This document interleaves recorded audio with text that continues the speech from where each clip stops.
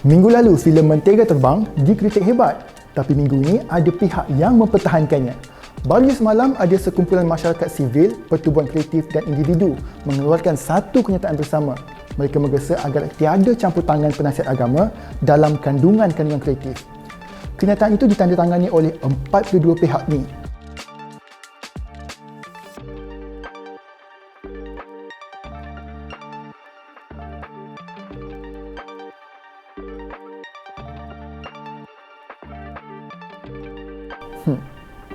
Interesting.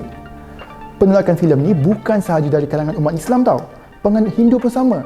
Anda dengar? Filem-filem macam ni semua sebelum ditayangkan filem negara Malaysia tu sepatutnya kena berunding dengan persatuan agama untuk mengelakkan kekecauan dalam ni, sebab kebanyakan isu-isu ni persatuan agama yang tahu.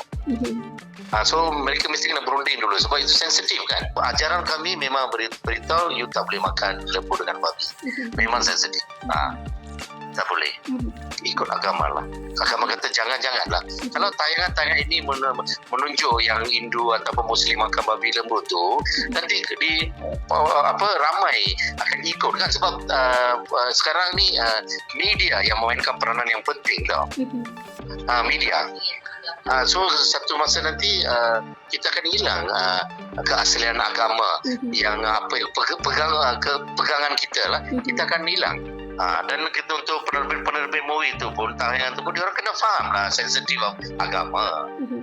Mantan Menteri Agama Datuk Seri Dr. Zulkifli Muhammad Al-Bakri pun mendapati terlalu banyak unsur memperlecehkan agama dalam filem ini. Tegasnya, sekadar berasaskan niat baik tidaklah mencukupi jika suatu filem itu menyimpang dari asas kebenaran, terutamanya yang membabitkan akidah dan syariat.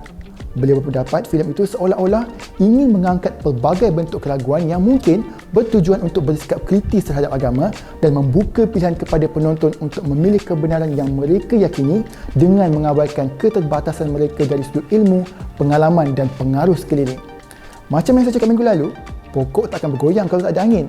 Kalau satu atau dua pihak sahaja yang mengecam filem ni, ya mungkin itu kita boleh katakan sebagai suara-suara haters. Tapi kalau dah ramai sangat yang mengecam, bukankah itu satu petanda yang jelas ada something wrong with the movie?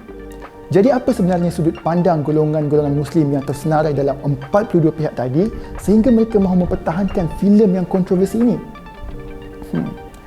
Menakutkan segelintir Muslim masa kini ya.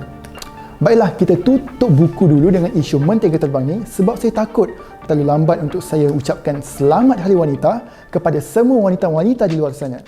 8 Mac ialah Hari Wanita Sedunia.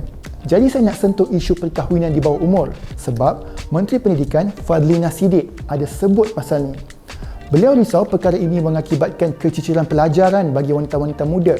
Ia membunuh potensi, ia menghalang akses anak-anak perempuan dan seterusnya ia melibatkan satu lagi suasana yang kita nak elakkan, iaitu suasana yang kita panggil sebagai sama ada diskriminasi gender ataupun maknanya dalam konteks keganasan yang melibatkan terhadap wanita. Sebab itu sekarang ini sebagai contoh, dasar pendidikan wajib hanya sekitar sampai darjah 6 saja misalnya ya.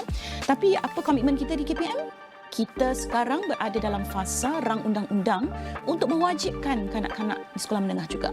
Jadi sekurang-kurangnya anak-anak ini maknanya mesti berada di peringkat sekolah wajib sehingga sekolah menengah. Apa yang dikatakan oleh Menteri Pendidikan ini juga disambut baik oleh Menteri Pembangunan Wanita Keluarga dan Masyarakat Nancy Shukri. Mungkin ada yang kata agama tak menghalang mereka yang telah akil baligh untuk berkahwin. Zaman dulu pun nenek moyang kita kahwin pada usia yang sangat muda. Ya, memang betul. Tapi cuba kita lihat perbezaan zaman dahulu dan sekarang. Zaman dahulu tiada sistem pendidikan formal. Pendidikan kebanyakannya hanya di rumah bagi wanita. Wanita diajar untuk menguruskan rumah tangga, yang lelaki pula diajar untuk mencari sumber untuk menghidupkan rumah tangga. Zaman dulu pun belum wujud kerjaya-kerjaya seperti sekarang. Yang ada hanya kerja-kerja kelangsungan hidup seperti bercucuk tanam, menangkap ikan, memburu dan lain-lain. Sekarang dah wujud kerjaya-kerjaya seperti pegawai eksekutif, doktor, jurutera dan lain-lain. Maka sangat penting untuk semua golongan, baik lelaki atau wanita, untuk melengkapkan pendidikan formal di sekolah. Nak kahwin tak salah, tapi alangkah baiknya jika perkahwinan itu dibina selepas kedua-duanya lengkap menerima pendidikan asas. Sekurang-kurangnya, bakal anak-anak yang lahir boleh merujuk kepada ibu bapa mereka jika ada sebarang persoalan mengenai pelajaran. Betul tak? Anda faham ke isu ni? Tak faham? Buka portal The Merdeka Times, ada banyak artikel di situ, bacalah sampai faham. Kongsikan juga pendapat anda di ruangan komen. Jangan lupa follow kami di semua platform media sosial ni. Saya Ruzan Ruslan. Jumpa lagi minggu depan. Assalamualaikum.